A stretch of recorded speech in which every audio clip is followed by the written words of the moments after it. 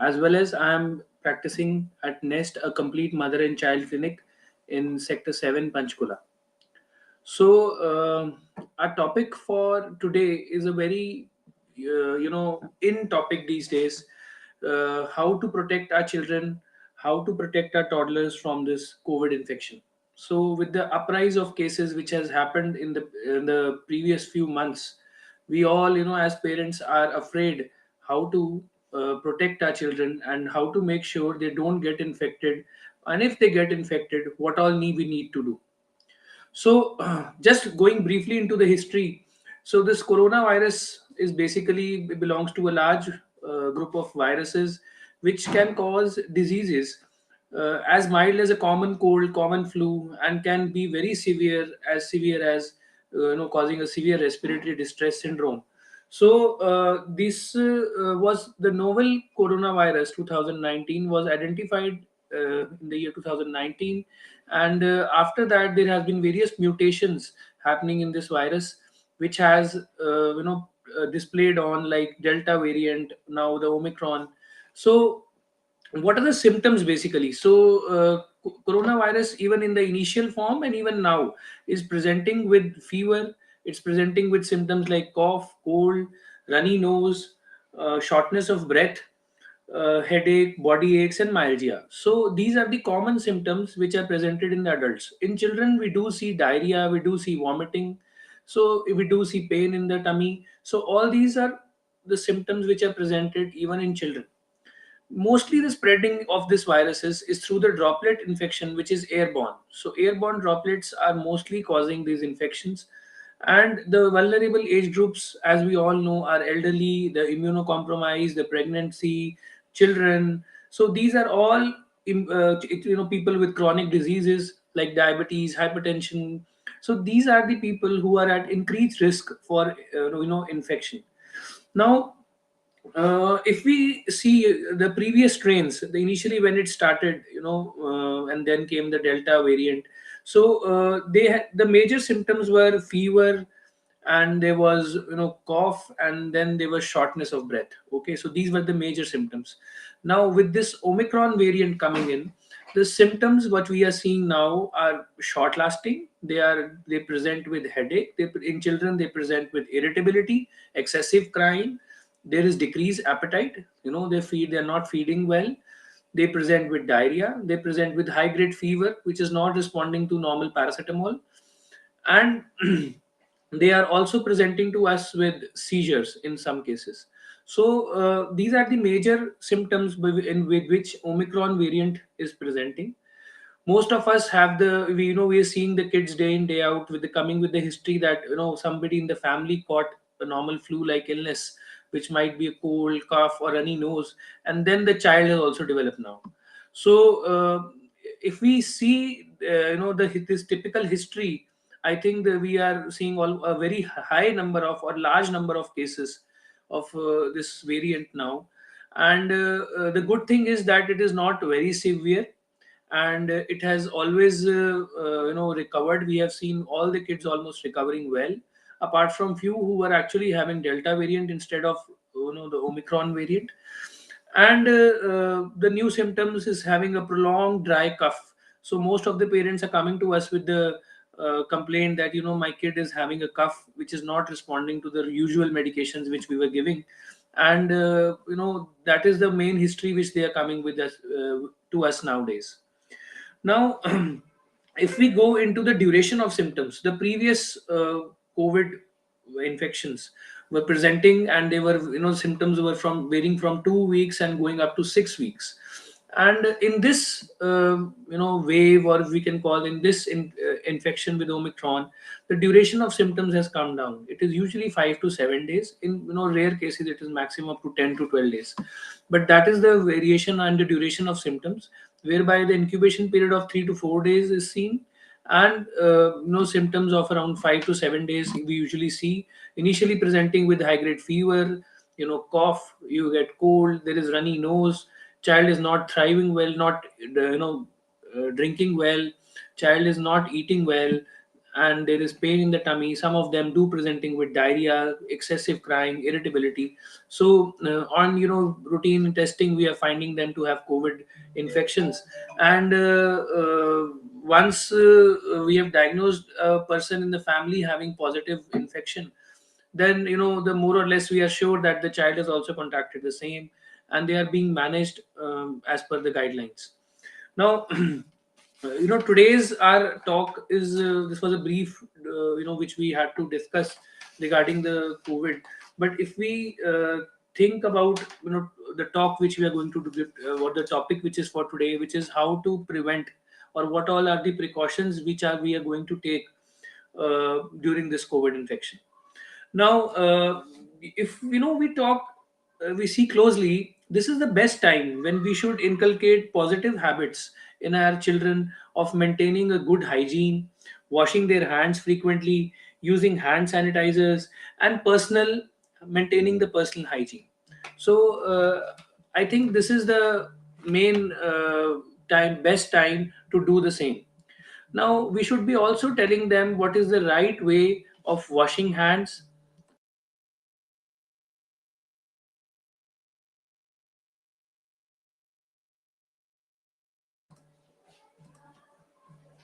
Yeah, I think there was some problem. So we should be knowing the right way of washing hands.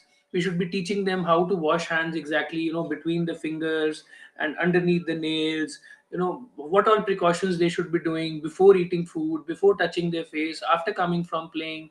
So the washing hands for 20 seconds, 20 to 30 seconds, using a soap water, especially when they are coughing, sneezing. So all these times they should be washing their hands very nicely. So best time to teach your kids how to wash your hands regularly.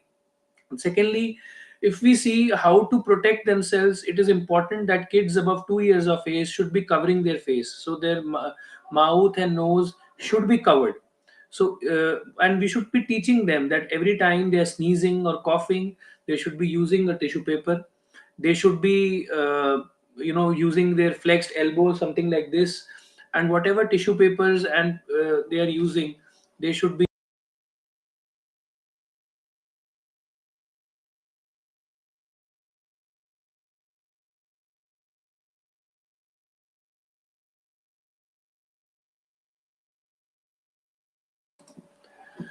So, we should establish a routine, and there should be a routine playtime, a ready time. They should be following a strict pattern. We should be flexible with them slightly. Also, we should be teaching them the various household activities which they are to be doing.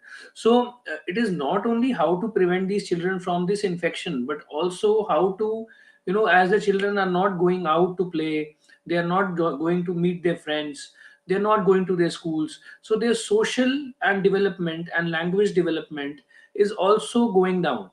So we should also be taking care of those things, because we are seeing a lot of kids nowadays who are coming up with delay in speech, delay in social responses. So all this is because of the past 2 years they have been spending inside, and they have been not going to their schools or meeting their friends.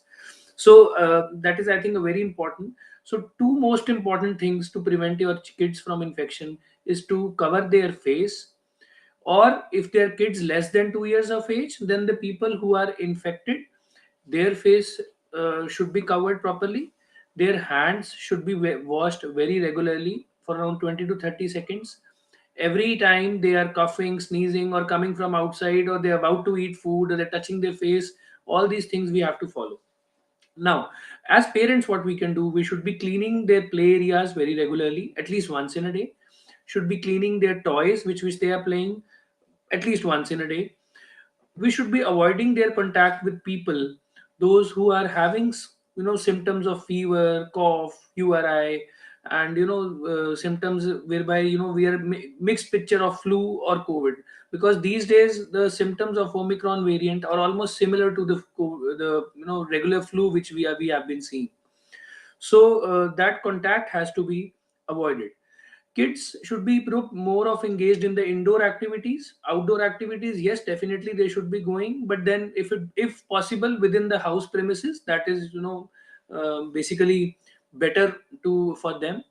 If our kids are having fever, cough, or cold, or any symptoms of such kind, they should be not allowed to go outside and play with their friends or mix up with others, because they'll be again spreading the virus to their friends and maybe their colleagues.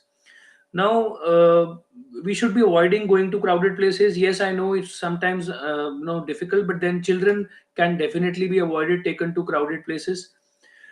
We have got a lot of queries from parents whereby they were asking, is there any role of immunity in this disease, or how do we increase our immune system of a child? So, I believe that immunity has definitely got some role to play, because children, those who are immunocompromised, tend to get more severe infection, and maybe this infection is for a prolonged period of time, similar to adults.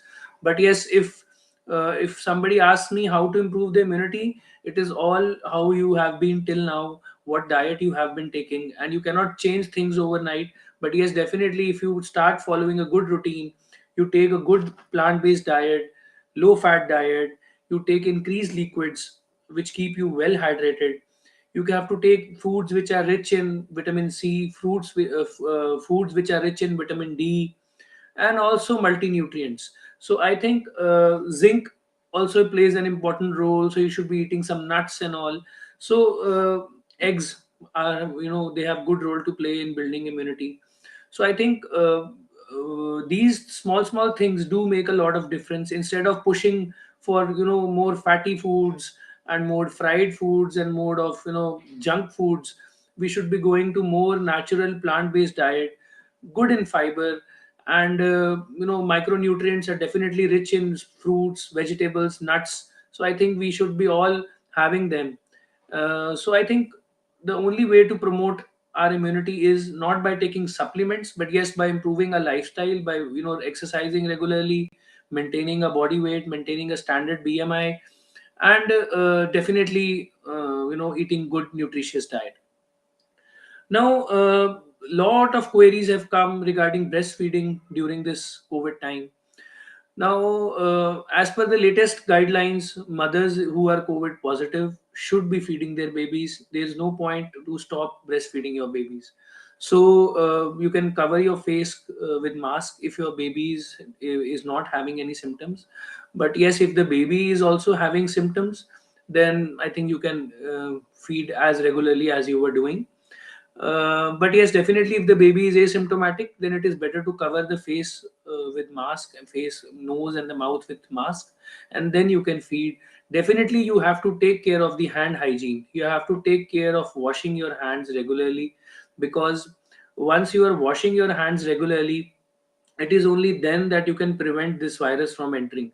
So there is no point wearing gloves, or sanitizing, and at every point, because you need to wash your hands regularly, use a alcohol based hand sanitizer whenever you're touching any other object, because although it is not spreading by touch, but yes, definitely the aerosols which are deposited, and once you touch them and then touch your face, or your nose or your eyes, you're going to transmit the virus to yourself. So it is better to wash your hands, or if you don't have the access to soap and water there, you can definitely use a hand rub or a hand sanitizer.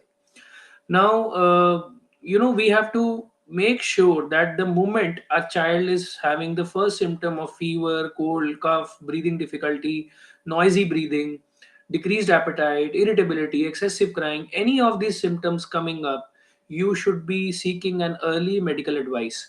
So it is always advisable to visit your local pediatrician, nearby doctor, to show your child immediately, because although the symptoms have not been severe in the kids as of now, but these flu like symptoms, which cause the child to decrease the appetite, decrease the intake, they become dehydrated, they become irritable. We have seen kids with having seizures. So these things have to be prevented and can be easily managed at home too. So if we take a good care and good advice on time, our child will recover definitely within 5 to 7 days, if we are on regular checkup or regular monitoring of our child specialist is there of the child.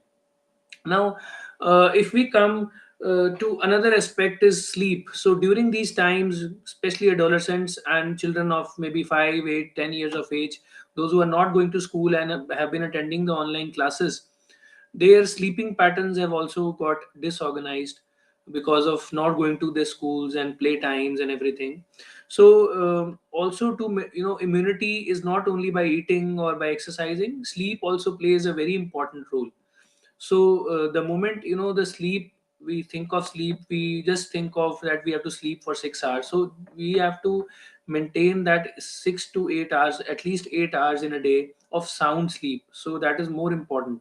So all the electronic gadgets and all have to be switched off at least 2 hours before you are going to sleep. If not 2 hours, at least 1 hour. So because nowadays everything digital, so sometimes 2 hours is not maybe feasible.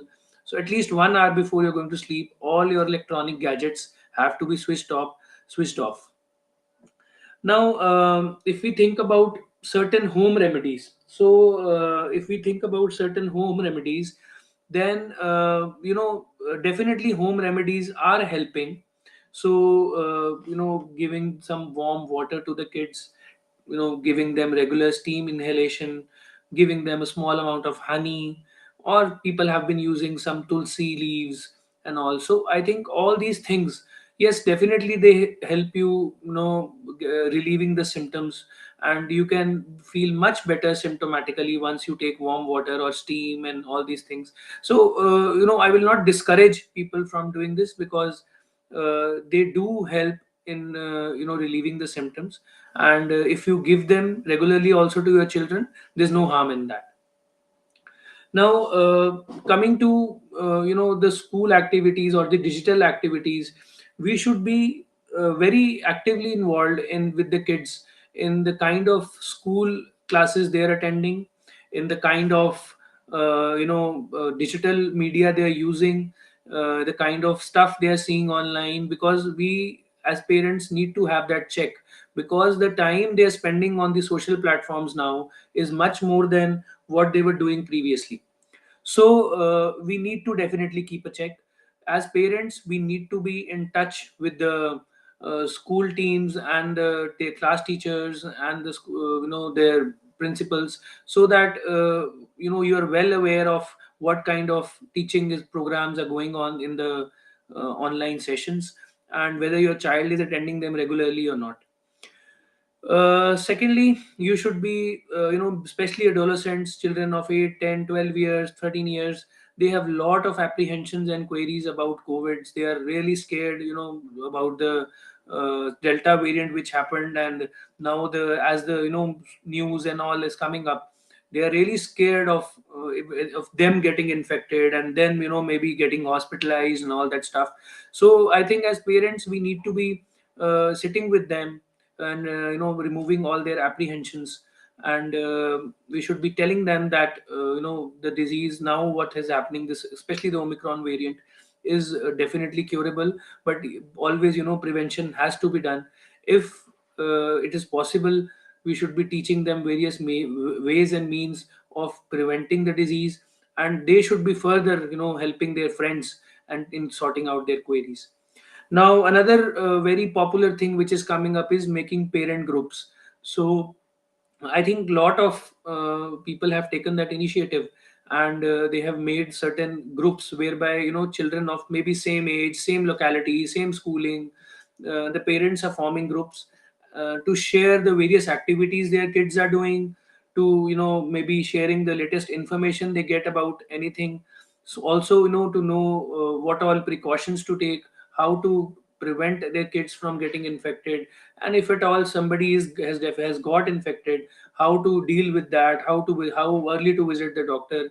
And once the child recovers, they definitely boost the morale of the whole group, that or even if you get infected, you're going to be fine, and you're going to be doing well if you visit your doctor on time.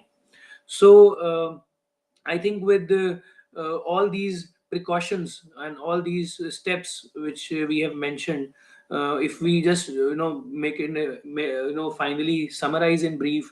So I think we have talked about the how to how to prevent the infection by using protection things, kits like we cover face masks, by washing your hands frequently, by eating good food, and by keeping ourselves well hydrated, by seeking early medical advice, improving our sleep patterns, and at the same time managing school work also, and also having indoor activities and outdoor activities if possible uh, within the house premises. So I think with this we conclude our talk today. So I have got a question from one of our viewers. She asks, how do we improve the toddler's immunity? Which foods are the good source of protein and fiber? So, as I have already told you, that improving the immunity does not mean it is going to happen overday, and the supplements are going to change your child's immune status. It is not going to happen that way. So it has been, how have you been eating over the previous years or over the previous months? So definitely, as I mentioned, low fat diet is important, plant based diet is important, rich sources of vitamin C and vitamin D we have to give. Proteins, we all know eggs are a good source of protein, pulses are a good source of protein. So we should all be taking eggs and pulses if at all possible, or paneer if you are taking, for that matter. So all these things help in improving the immunity. Secondly, fruits and vegetables do play a good role. Avoiding junk food from outside, and avoiding the carbonated drinks like cold drinks, Coke, Coca-Cola, and all those things. You should not be drinking all those things. They actually reduce your, immunity. So I think these are the only ways by which you can improve your immunity, instead of going to jumping to supplements directly. I think supplements have got a very minimal role to play, and they just support you for the time being. But the remaining thing, I think it is all natural. So we have one more question. I was COVID positive during my 4 month. Now my report is negative. Is it effect on my baby? No. See, so during pregnancy, if you have had COVID, and now you're doing fine. If your all scans are fine, baby's growth is fine. We are not expecting anything major to happen to your baby, because time and again we have seen that lot of COVID. Well, I personally have attended a lot of COVID deliveries whereby mothers were COVID positive and babies have been doing fine. None of them usually, because of COVID, required any sort of intervention. So we have got a query again. My child is 10 months old. Uh, his weight is 7 kgs. Is it good weight? So see, the weight is a criteria, and at the same time we need to see the other state things also. The weight of the child, height of the child, what is the familial weight of, how are the parents weighing, what was the child's birth weight. So usually children tend to double their birth weight by 5 months of age, and they are usually triple of their birth weight by around 9 to 10 months of age. So in Indian scenarios, we usually see children of around 1 year of age weighing, maybe around 10 kgs, 11 kgs, 12 kgs. This is the average weight, 10 to 12 kgs of a child, in average Indian child who is 1 year old. So if your child is 10 months old and 7 kgs, yes, you need to improve the, put on some weight, and child needs to be, counseled properly for diet. So I think you need to work a little bit on that. Next is, hello doctor. Till what age children can wear mask? What type of mask are useful for children during this time? So see, I think children above 2 years of age should be wearing mask, and simple cloth mask is good enough for children. You need not be putting them on N95s or some tight masks. It is routine cloth masks which you can use to cover the face, child, and nose. Uh, so now there's a question he asks: is Ayush Kada good for children if they have cold and cough from? See, uh, I have not got any experience about the product which you are mentioning, but yes, definitely giving them warm water, giving them steam inhalation, giving them some honey definitely plays a role. So if you give them even prophylactically, there's no harm in that. But the product which you are mentioning, I am not sure whether it is safe for kids or not. So I think that you need to check with the person who is or the product. You need to read that and see whether it is actually safe for kids or not. So I think these were the various uh, questions which we had.